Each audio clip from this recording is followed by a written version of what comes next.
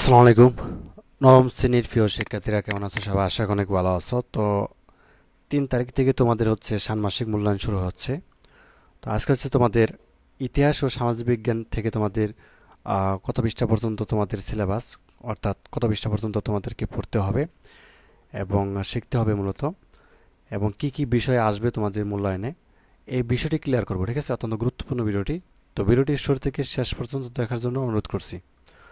ষান্মাসিক মূল্যায়ন 2024 নবম শ্রেণীর বিষয় হচ্ছে ইতিহাস ও সামাজিক বিজ্ঞান। তো নবম শ্রেণীর প্রথম যে মূল্যায়ন হবে, যে বিষয়টি সেটি হচ্ছে যে ইতিহাস ও সামাজিক বিজ্ঞান। ঠিক আছে? এটি তোমাদের মূল্যায়ন হবে 3/7/2024, অর্থাৎ জুলাই মাসের 3 তারিখ তোমাদের এই মূল্যায়নটি হবে, ইতিহাস ও সামাজিক বিজ্ঞান। আর সিলেবাস কি? সিলেবাস হচ্ছে তোমাদের 73 পৃষ্ঠা পর্যন্ত, অর্থাৎ 1 থেকে 73 পৃষ্ঠা পর্যন্ত তোমাদের হচ্ছে সিলেবাস। তোমাদের যে বই রয়েছে সেটি হচ্ছে 1 থেকে 73 পৃষ্ঠা পর্যন্ত তোমরা পড়বে বা শিখবে। এখান থেকে তোমাদের হচ্ছে মূল্যায়ন করা হবে। ঠিক আছে? এখন আসলে কী কী বিষয় তোমাদেরকে পড়তে হবে।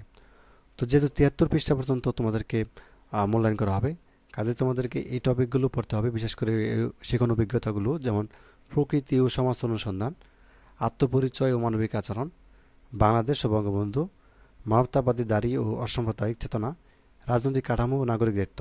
ঠিক আছে? এই 4টি শিখন অভিজ্ঞতা তোমাদেরকে খুব ভালোভাবে পড়তে হবে। এবার আসো দিন পরীক্ষার মধ্যে কীভাবে প্রশ্ন করবে বা কী কী আসবে। তো দেখো, মূল্যায়ন যেহেতু তোমাদের শিক্ষণকালীন মূল্যায়ন তো হয়ে গেছে বইয়ের মধ্যে ষান্মাসিকের জন্য, কাজেই তোমাদের হচ্ছে বিভিন্ন ধরনের কাজ দেওয়া হবে, যেমন দলগত কাজ দেওয়া হবে। ঠিক আছে? দলগত কাজ কীরকম দেওয়া হবে, যেমন 5 থেকে 6 জন করে একটি দল গঠন করলো। ঠিক আছে? তো খেয়াল রাখবে যেন দলের সবাই একে এলাকার অধিবাসী হয়। তো দলে আলোচনা করে আমরা নিজ নিজ এলাকার প্রাকৃতিক ও সামাজিক উপাদানের শক্তি পূরণ করি। ঠিক আছে? তোমাদের প্রাকৃতিক উপাদান কোনগুলো সেগুলো উপাদান করবে তোমার এলাকার, বা হচ্ছে তোমাদের, এটা কিন্তু উদাহরণ দিচ্ছি আমি, এরকমভাবে আর কি অর্থাৎ মূল্যায়ন করা হবে। অথবা উপাদানের সামাজিক উপাদানের যে শক্তি সেটি কীভাবে পূরণ করবে। ঠিক আছে? তো এরকমভাবে অনেকগুলো ছক কিন্তু দেওয়া আছে। ঠিক আছে? তোমাদের ইতিহাস ও সামাজিক বিজ্ঞানে অনেক অনেক ছক দেওয়া আছে। এই ছকগুলো হচ্ছে তোমাদেরকে ইতিমধ্যে তোমরা পূরণ করেছো। ঠিক আছে? এবং অনুশীলনী একক কাজ করেছো বিভিন্ন ধরনের, এবং একই সাথে যে কাজগুলো করেছো সেগুনকালী মূল্যায়নে ঠিক এই কাজগুলোই তোমাদের হচ্ছে ষান্মাসিকে দেওয়া হবে।